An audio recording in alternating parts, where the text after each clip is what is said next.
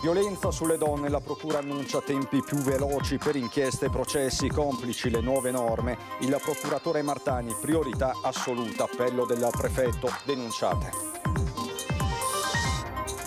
E aumentano i codici rossi di interventi di pronta accoglienza, le forze dell'ordine formano agenti scelti, polizia locale in campo con gli psicologi. Per evitare che possa farsi del male l'assassino di Giulia, in arrivo domani dalla Germania, sarà sorvegliato 24 ore su 24, serve un reparto protetti, per questo potrebbe essere portato in carcere a Verona e non a Venezia. Intanto emerge l'ipotesi che Turetta abbia comprato online del nastro adesivo alcuni giorni prima del delitto, si valuta la premeditazione. Anche a Treviso lo sciopero di CGIL e UIL per il settore privato, seconda mobilitazione contro la manovra, aumenta la precarietà, l'attacco dei sindacati, le voci dei lavoratori.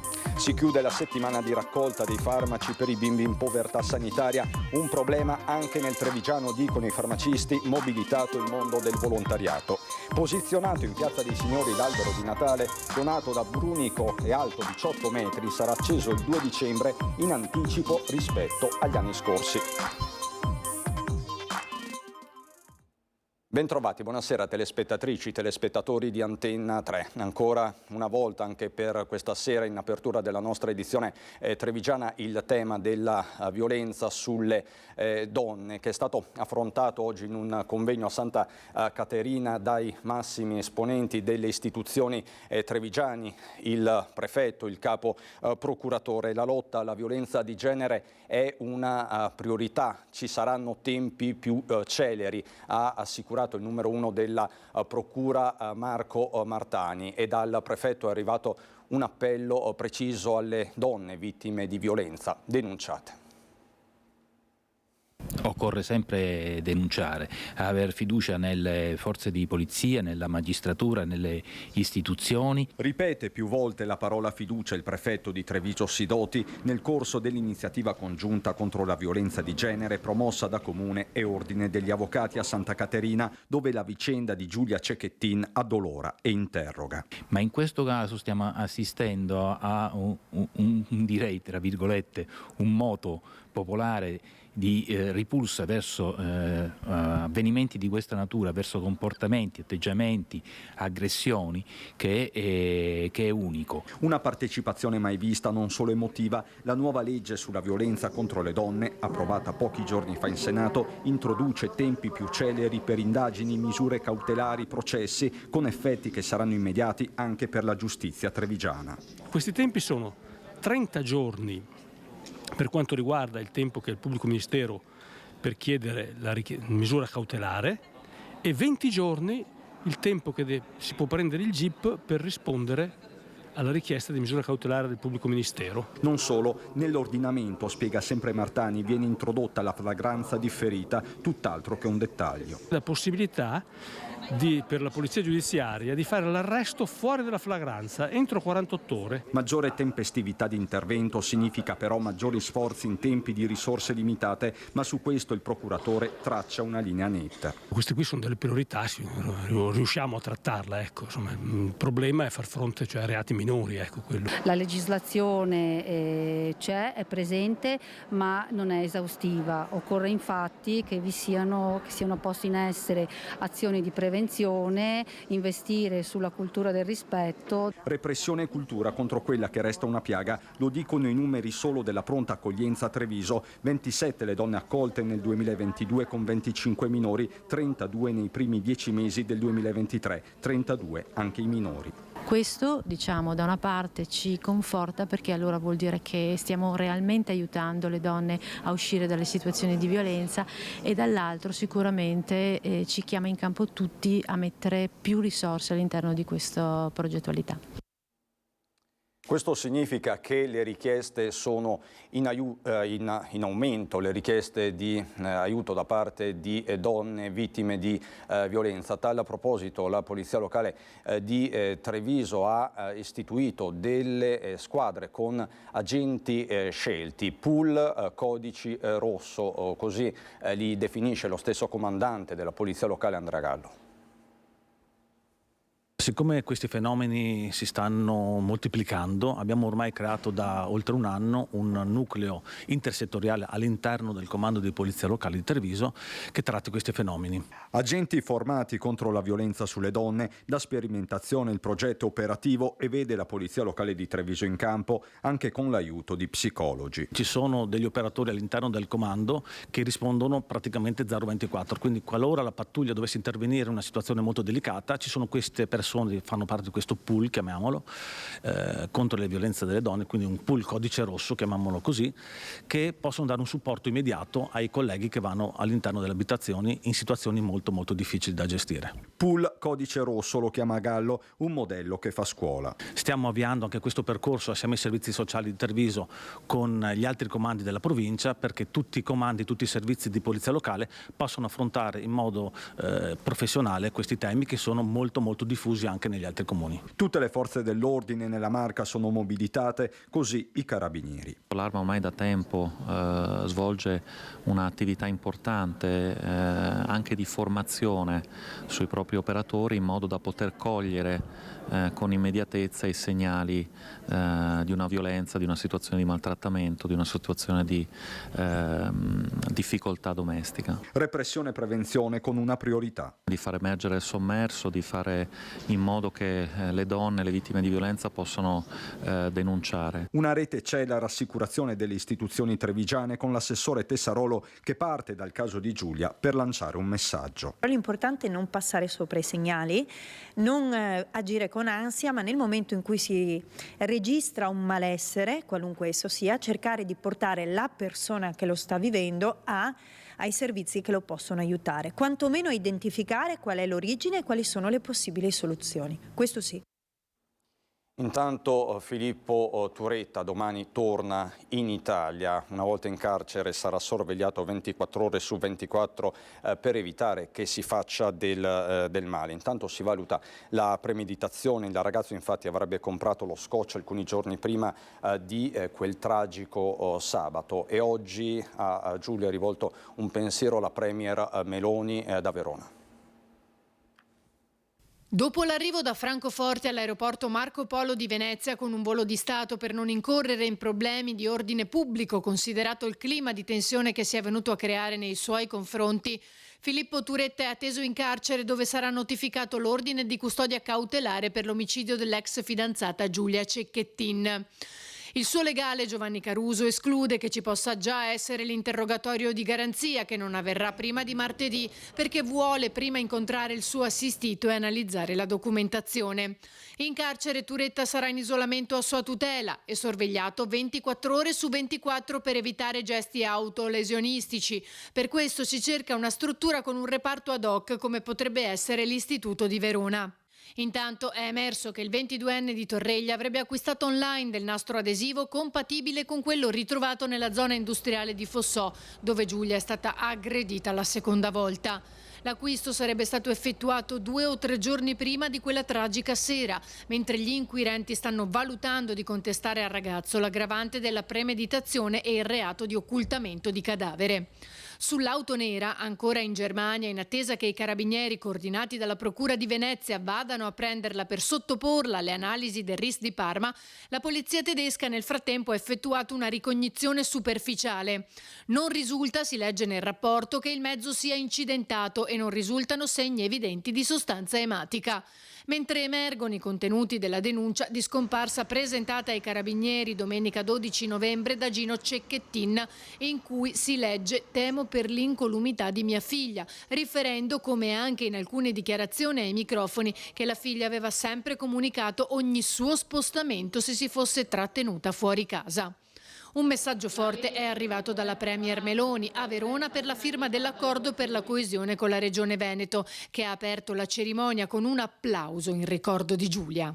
Una cosa che mi ha reso fiera in queste settimane è stato vedere approvare la legge che il governo ha varato contro la violenza all'unanimità dalle forze politiche, con il contributo di tutte le forze politiche, e noi continueremo ad andare avanti. Ci sono anche altre importanti iniziative che portiamo avanti in questi giorni e non ci fermeremo fin quando non si fermerà qualcosa che è incompatibile con il nostro presente. Sicuramente il ruolo dell'educazione, dei centri dell'educazione, delle famiglie è fondamentale, perché se non si investe sulle nuove generazioni non si affronta, e perché io credo che noi non stiamo capendo quanto certa parte della modernità abbia rimesso in discussione tutti i modelli, no? E forse noi che come genitori siamo la prima generazione che non è cresciuta digitale e che si confronta con un mondo digitale non siamo neanche attrezzati. Questa di Giorgia Meloni raccolta dalla nostra Chiara Gaiani a Verona. Per la giornata internazionale contro la violenza sulle donne domani la provincia di Treviso ha organizzato un momento di riflessione aperto a tutta la cittadinanza. Sarà dipinta di rosso una panchina del Parco del Sant'Artemio da parte di studentesse e studenti delle scuole superiori, un modo per ampliare l'iniziativa di sensibilizzazione sul tema, coinvolte insieme agli studenti, istituzioni, forze dell'ordine, ufficio scolastico territoriale, per dedicare un pensiero alle vittime di violenza. Presenti anche il prefetto e il questore di Treviso. Saranno presentate poi alcune attività realizzate dall'amministrazione provinciale in tema di pari opportunità e diritti umani. E tutto il territorio è mobilitato in memoria di Giulia Cecchettin. Così nel tardo pomeriggio a Roncade, una iniziativa che ci viene raccontata da Sharon Di Carlo. Il nostro non sarà un momento di silenzio. Nessun silenzio farà rumore il comune di Roncade in occasione della giornata internazionale contro la violenza sulle donne, e lo farà con un'installazione commemorativa nella piazza del municipio. Una panchina rossa, una cassetta, una rosa bianca, ma soprattutto esposti i ritratti delle donne uccise da gennaio 2023 fino ad oggi. È un momento di riflessione che poniamo tutta la comunità, dalle persone più giovani alle persone più adulte. In questa installazione troviamo le foto di 101 persone, 101 donne uccise solo nel 2023. Come vedete siamo andati oltre la panchina, perché purtroppo la povera Giulia non è stata l'ultima come tutti avremmo voluto. Tra le vittime sono 7 le donne venete ricordate in questa installazione, da Margherita Ceschin, da Nica Panfile fino a Manuela Bittante e poi Giulia Cecchettin. Abbiamo voluto mettere i volti di queste donne che hanno storie, sono tutte storie al femminile, diversissime fra loro, però accomunate purtroppo dal medesimo epilogo. Un percorso tra i volti e le storie delle donne vittime di violenza di questo 2023 che terminerà con una vera e propria riflessione per tutta la comunità. Al termine del percorso ciascuno potrà lasciare un proprio pensiero, e al termine di queste settimane in cui l'installazione rimarrà qui in piazza del municipio abbiamo deciso che raccoglieremo i pensieri dei cittadini che vorranno condividere con noi ciò che sentono dentro, e proporremo un percorso durante un incontro pubblico con degli esperti per partire da quello che è il sentire della cittadinanza e arrivare poi alle concrete azioni che possiamo mettere in campo come comunità locale. Da Roncade a Istrana, flash mob dei commercianti. Un abbraccio in piazza per sbriciolare la violenza, con un posto anche per Giulia. C'è chi era completamente vestito di arancione, come la sindaca Maria Grazia Gasparini, chi indossava una sciarpa o semplicemente un fiocchetto, del colore individuato dall'ONU per la sua campagna contro la violenza sulle donne. Anche il mondo del commercio del distretto di Istrana ha voluto scendere in piazza, unendosi in un simbolico abbraccio, innanzitutto in ricordo di Giulia Cecchettin, a cui è stata dedicata la panchina rossa, simbolo della battaglia. L'obiettivo degli esercenti è sensibilizzare i consumatori sulla violenza di genere e diffondere nei negozi il numero 1522, stampato sul sacchetto di carta con cui viene venduta la pagnotta a braccio, ideata dal gruppo Panificatori e in vendita per tutta la settimana in 27 panifici della provincia di Treviso. Da mettere nelle tavole e far parlare le famiglie, perché purtroppo la violenza è quotidiana come il pane. Per conto di tutta la ULSS un grazie immenso per queste iniziative che servono a finanziare i centri antiviolenza del territorio dell'ULSS 2. insieme abbracciati per sbriciolare la violenza.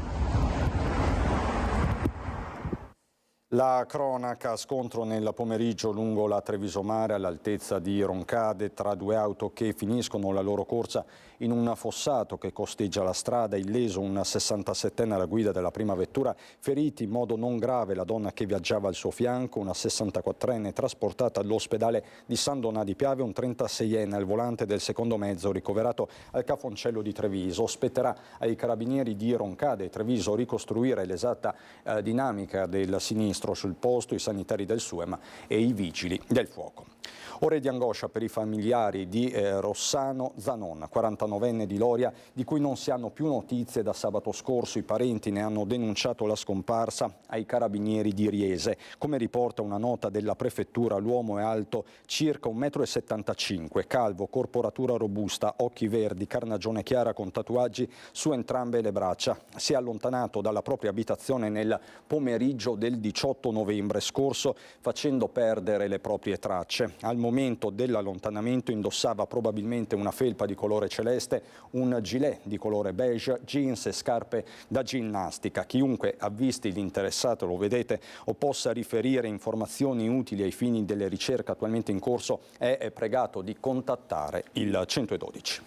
I temi dell'attualità, secondo venerdì di sciopero per CGIL e UIL, questa mattina è toccato al settore privato anche a Treviso.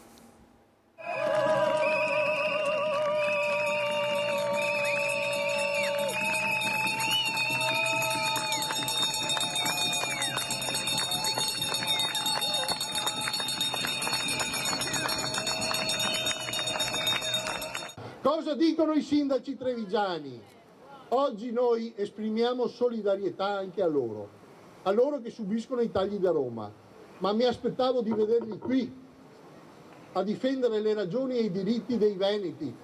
Erano attesi anche i sindaci del territorio alla manifestazione a Treviso, richiamati da CGIL e UIL per dare un segno concreto di vicinanza ai cittadini. Niente sindaci, ma una piazza università gremita. Lavoratori e lavoratrici che hanno deciso di aderire allo sciopero rinunciando a 8 ore lavorative per scendere in piazza. Tante le istanze presentate dai sindacati sotto lo slogan "Adesso basta". Non condividiamo nulla della legge di bilancio che questo governo vuole propinarci, non condividiamo la riforma del fisco, non condividiamo il peggioramento sulle pensioni, non condividiamo i tagli alla sanità e pertanto siamo molto preoccupati. Larga adesione anche dalle aziende del territorio, tra cui l'Electrolux. Siamo intorno all'80%, quello che a noi però interessa al di là dei numeri è che la fabbrica è ferma, non si fanno frigoriferi oggi e gli operai di tutte le generazioni, noi abbiamo molti operai anche giovani, hanno scioperato ed è la prima volta in questa misura. Tra gli altri temi dibattuti anche la questione della sicurezza sul lavoro, all'indomani delle audizioni promosse dalla Commissione parlamentare d'inchiesta del Senato, giunta nella Marca dopo l'ennesima morte sul lavoro. Fiocchi rossi al petto, alla vigilia del 25 novembre la manifestazione è diventata anche occasione per i sindacati per ribadire il no alla violenza sulle donne. Abbiamo messo il femminicidio al centro della nostra manifestazione, abbiamo chiesto 1 minuto di rumore perché bisogna fare rumore, bisogna impedire che ci sia silenzio per quanto riguarda il problema del femminicidio. Non ci fermeremo qua, è vero che il 25 è praticamente la giornata mondiale per la violenza contro le donne, ma noi nei prossimi giorni abbiamo in piedi tutta una serie di convegni proprio sulla questione per rendere il fenomeno del femminicidio un fenomeno evidente. E la voce va anche ai lavoratori che erano in piazza, sempre di Caliman con le immagini di Lucio Zanato. Ho quasi 30 anni, voglio comprare casa, voglio fare figli, voglio fare una famiglia e al momento ho paura, cioè dovrei essere contento per il mio futuro, ma così non riuscirei. E quindi con tutta la buona volontà però il governo deve aiutare i giovani, soprattutto i giovani. Perché la volontà c'è, però non si mangia con la volontà e basta. Quindi scontriamo l'impossibilità di continuare a vivere in questo modo e gli stipendi non bastano per arrivare alla fine del mese, le pensioni tanto meno e in previsione sarà sempre ancora peggio. Abbiamo rinunciato alla nostra giornata di lavoro, 8 ore, non pagata, per poter dire a questo governo che basta, dobbiamo avere un cambiamento radicale di tutte le problematiche. Non è giusto che noi possiamo andare avanti con questa cara vita e proprio non ce la faremo. Voi vi sentite discriminati sui luoghi di lavoro? Ma discriminati è una parola un po' leggera. Noi siamo proprio eliminati, nel senso paghi le tasse e tacere. Il lavoro sotto un'altra prospettiva. Entriamo in carcere a Santabona perché è stato concluso il corso sulla sicurezza rivolto ai detenuti lavoratori, iniziativa nata dall'Ordine degli Ingegneri della provincia di Treviso con il supporto di Ascom Confcommercio, consegnati 14 attestati di partecipazione. Bene, grazie. Un attestato di partecipazione che aiuta a guardare lontano, soprattutto oltre le sbarre del carcere. Si è concluso il corso sulla sicurezza per lavoratori ad alto rischio rivolto ai detenuti della casa circondariale di Via Santabona, un progetto nato su iniziativa dell'Ordine degli Ingegneri della provincia di Treviso con il supporto di Ascom, che ha visto la partecipazione di 14 detenuti, tra cui anche imprenditori e liberi professionisti, presto pronti a rincominciare un nuovo capitolo. Il carcere non è soltanto un luogo di espiazione, ma è anche un luogo dove si svolgono delle attività formative e dove si cerca di dare delle nozioni che siano utili ai detenuti per il reinserimento esterno al mondo del lavoro. Un attestato di partecipazione certificato da Ascom che darà la possibilità ai detenuti di entrare più facilmente nel mondo del lavoro una volta usciti dal carcere. È la prima volta che partecipiamo ad un progetto che ha questo valore sociale per la città e ci auguriamo che i soggetti che hanno partecipato a questo percorso possano continuare con noi altri percorsi formativi sempre con il supporto dell'Ordine degli Ingegneri, ma soprattutto che possano avere in mano uno strumento, grazie al nostro supporto, di ingresso nel mondo del lavoro. Un corso sulla sicurezza che ha visto salire in cattedra gli ingegneri della Marca. Il corso si è svolto in 16 ore, è stato tenuto da 6 professionisti che si occupano specificatamente di formazione, 6 professionisti ingegneri che hanno reso disponibile a titolo gratuito la loro docenza. Un attestato, un vero e proprio passepartout in vari settori lavorativi, dal mondo edile al commercio fino alle imprese, e da gennaio spazio a nuovi corsi e nuove opportunità. È programmato per il mese di dicembre il corso di prevenzione incendi livello medio, quindi L2, con le prove di spegnimento. Permette di dare gli attestati di addetto prevenzione incendi. Ci sono poi i temi della povertà, la povertà sanitaria, in particolare genitori, famiglie che faticano a comprare i medicinali per i propri figli. Da qui la raccolta farmaci promossa nelle farmacie trevigiane che si è conclusa nella giornata di oggi, bilancio positivo sia per i volontari che per i farmacisti.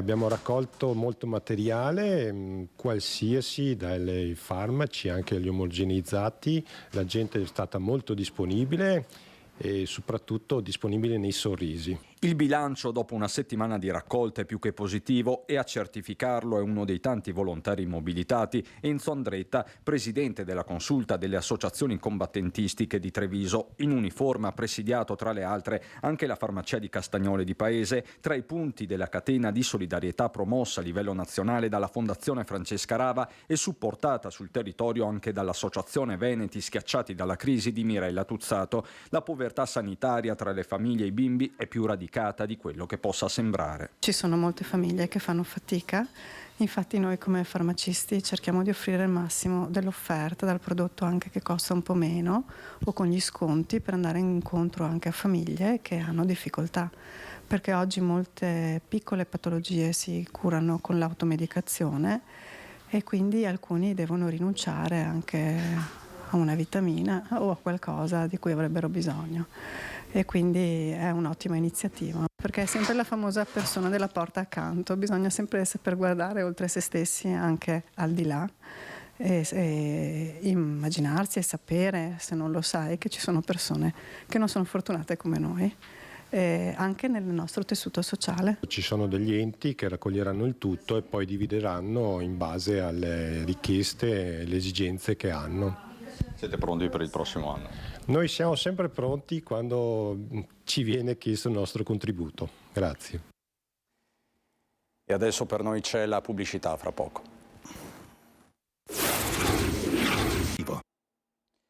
Di nuovo in diretta per una vicenda che riguarda un'eccellenza del territorio, un prodotto del territorio. Il Tribunale di Venezia ha accolto l'istanza presentata dal Consorzio di tutela del Prosecco DOC che chiedeva venisse interrotta la produzione e distribuzione di caramelle gommose a forma fallica che riportavano la denominazione Prosecco in etichetta, commercializzate da una società inglese in vari paesi, tra cui l'Italia. Un caso che ripropone il grado di notorietà delle bollicine veneto-friulane, ma che vede come risvolto problematico lo sfruttamento sempre più ampio della denominazione in contesti inimmaginabili come questo, sia in Italia che all'estero. Il Consorzio è quindi impegnato a estendere le proprie attività di controllo non solo ai vini, ma anche ai beni di altra natura come cosmetici, candele e profumi. E questo un caso grave, per certi versi anche curioso. Adesso vediamo insieme, come ogni venerdì, le previsioni del tempo del nostro generale Giancarlo Iannicelli. Fatto evidente di queste ultime ore è l'abbassamento della temperatura, abbiamo avuto qualche sotto zero in pianura, nulla di straordinario, sì, qualcosa sotto la media, ma siamo in stagione. Il fatto più importante invece ed evidente dalla carta del tempo è l'alta pressione che interessa anche in modo forte tutte le nostre zone e questo vuol dire tempo stabile e con questa situazione anche sereno. Le perturbazioni sono e rimarranno lontane, quindi prevediamo un fine settimana all'insegna del cielo sereno, 2 belle giornate. Ma diciamo le belle giornate proseguiranno anche nei primi giorni della prossima settimana. A fine prossima settimana dovremo avere un peggioramento sensibile o qualche precipitazione, ma questo è da confermare. Intanto i venti saranno non deboli, ma hanno una certa consistenza, anche se tendono a calmarsi dai quadranti settentrionali. Le temperature, abbiamo detto, ancora -1, -2, ma soprattutto per domani, in parte per domenica, poi si fermeranno intorno allo 0, per poi aumentare nella seconda parte della prossima settimana. Le massime intorno ai 10-11 gradi. Per quanto riguarda l'Alto Adriatico, per ora è mosso, molto mosso, ma il moto ondoso in attenuazione. È tutto. Treviso si prepara ad accendere le luci del Natale. È arrivato questa mattina in Piazza dei Signori, lo vedete, il grande albero donato dalla città di Brunico, è alto 18 metri. Iniziato l'allestimento, le decorazioni verranno accese sabato 2 dicembre. Il sindaco Mario Conte invita tutta la cittadinanza a partecipare all'accensione, quest'anno anticipata, perché a detta del primo cittadino nei momenti difficili c'è bisogno di aggrapparsi a emozioni positive. Attesa per domani, sabato 25 novembre alle ore 11, l'apertura della Loggia Incantata, allestita quest'anno con uno scenario davvero speciale, la fabbrica dei regali di Babbo Natale. Elfi, renne, folletti accompagneranno Babbo Natale nell'incontro con i bambini nei weekend fino a domenica 24 dicembre. E da Treviso andiamo a Belluno.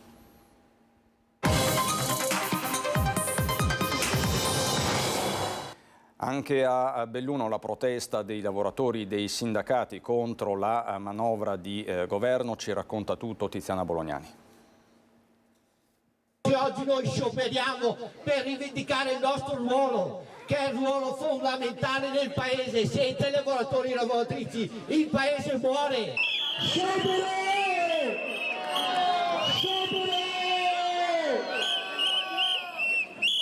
In corteo contro l'operato del governo, contro una legge finanziaria ingiusta, inadeguata e sbagliata. A Belluno, così come in altri 40 capoluoghi delle regioni del nord Italia, i lavoratori sono scesi in piazza per rivendicare diritti costituzionalmente garantiti che rischiano di essere calpestati, per non dire cancellati. Lavoro, salari, pensioni, giovani, sanità. CGIL e UIL hanno alzato il livello della protesta. Il 63% degli italiani non arriva a fine mese, 5,6 milioni di poveri e la manovra, che peraltro è una manovra che ha 16 miliardi di deficit e quindi noi continuiamo a creare debito pubblico, che fa taglia ai servizi pubblici. I 3 miliardi sulla sanità pubblica non basteranno neppure al recupero dell'inflazione e di contro è stato alzato il tetto per i privati a 1,2 miliardi. In piazza lavoratrici e lavoratori, 2 i comizi davanti alle sedi di CGIL e UIL. Lo sciopero non è un capriccio, lo sciopero è un sacrificio per tutti, sia per chi sciopera che per chi non sciopera. Ministro Salvini, una giornata di sciopero costa tanto ai lavoratori. Lo sciopero però è democrazia. Lo sciopero non è il ponte di vacanza. Forse sei tu quello fissato con i ponti. Slogan, cartelli e striscioni, dai giardini della stazione ferroviaria fino alla rotonda della Cerva, da una sede all'altra di CGIL e di UIL, scortati dalle forze dell'ordine. Il traffico ne ha risentito? Le ordinanze hanno deviato la circolazione sulla viabilità secondaria e all'intersezione fra Viale Europa, il Ponte degli Alpini e Via Coldilana è parso d'essere tornati indietro al tempo del lockdown. E se da un lato ai cittadini è stato evitato un minimo disagio, dall'altro è stato precluso il diritto di riflettere su una iniziativa che riguarda tutti. Una decisione che fa il paio con il comportamento del governo, che non si relaziona con le parti sociali. E non esiste un paese democratico in cui non ci sia un sindacato forte, un sindacato che venga considerato per il suo ruolo. Per cui questa è una deriva autoritaria assolutamente pericolosa. Ha concluso lo sciopero la lettura di un documento di CGIL e UIL contro la violenza di genere per un paese libero da ogni discriminazione. E la mobilitazione generale anche in provincia di Belluno contro la violenza sulle donne. Un messaggio per il 25 novembre, giornata internazionale contro la violenza sulle donne. Un messaggio perché seguano altri 364 giorni vissuti con la medesima attenzione. 4P appunto sono prevenzione, perseguimento, protezione e politiche integrate.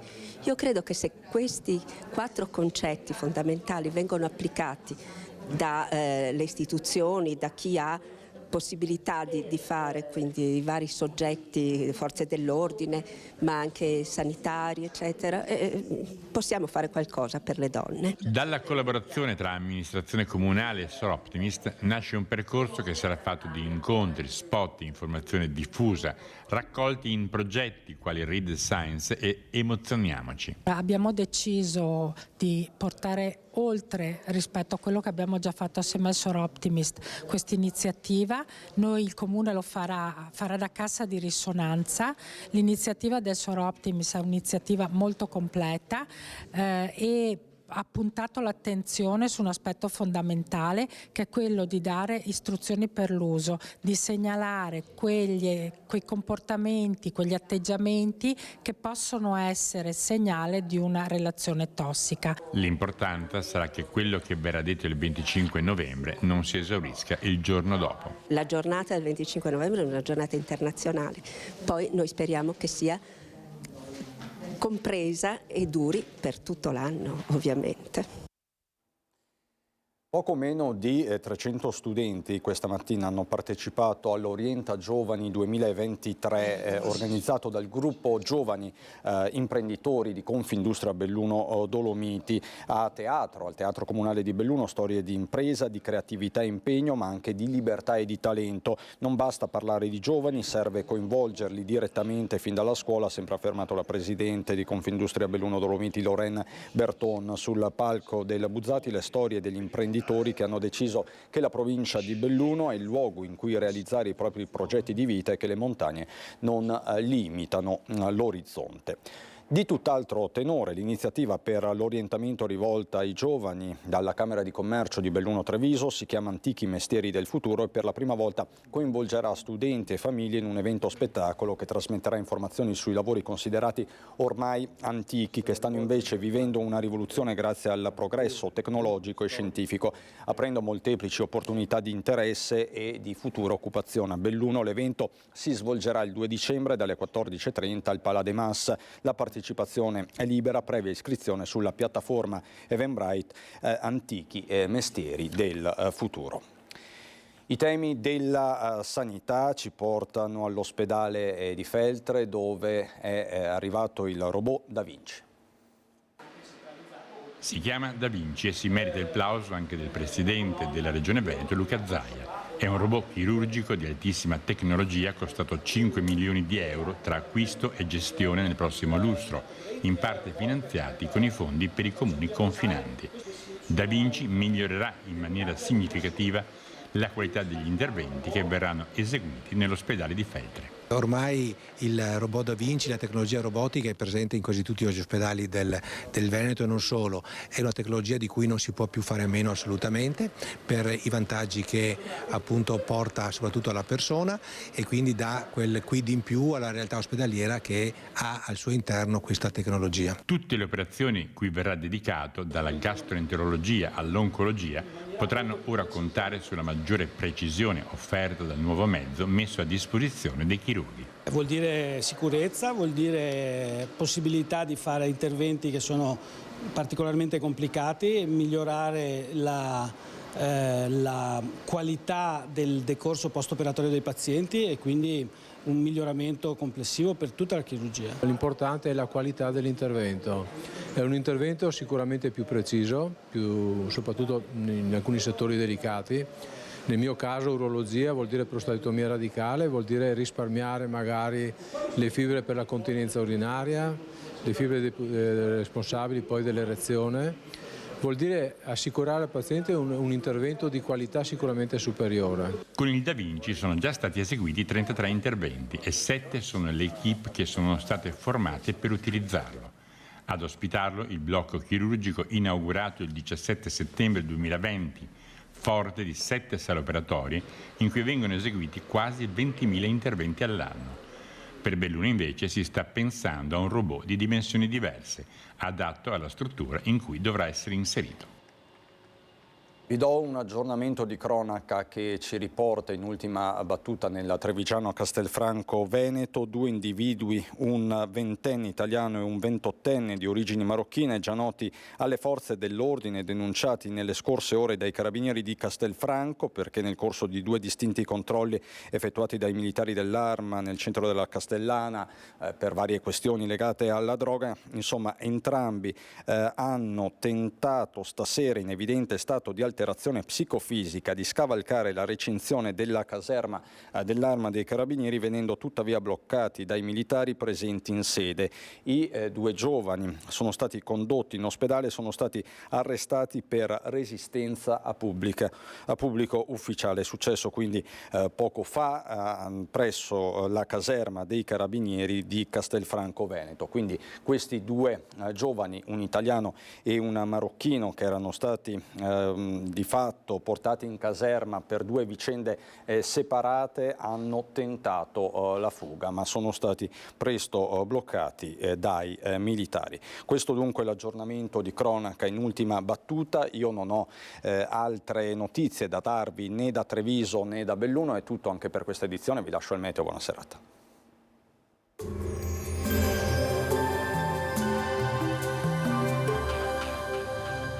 Per la tua casa vuoi sicurezza e comfort? Nel nostro showroom trovi serramenti efficienti e consulenza specializzata. Ti aspettiamo in via 13 Martiri 106 a San Donà di Piave. Bentrovati al meteo. Affluisce aria di origine artica sul nostro territorio che nel weekend porterà un freddo di stampo invernale. Vediamo il dettaglio di sabato 25 novembre. Sul Veneto sarà in prevalenza soleggiato, cielo pressoché sereno ovunque, salvo sui settori dolomitici più settentrionali, dove saranno probabili nubi irregolari associate a locali nevicate, qualche fiocco di neve fino a fondovalle.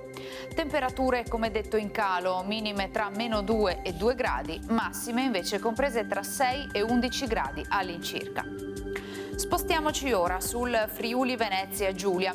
Anche qui tanto sole, cielo in prevalenza sereno o velato, non sono attese piogge degne di nota.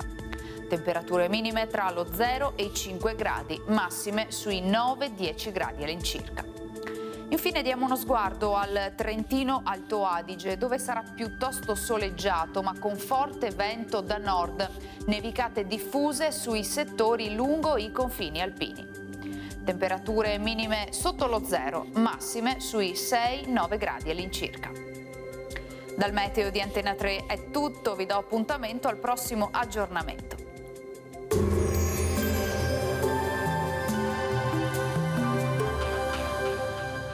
Per la tua casa vuoi sicurezza e comfort? Nel nostro showroom trovi serramenti efficienti e consulenza specializzata. Ti aspettiamo in via 13 Martiri 106 a San Donà di Piave.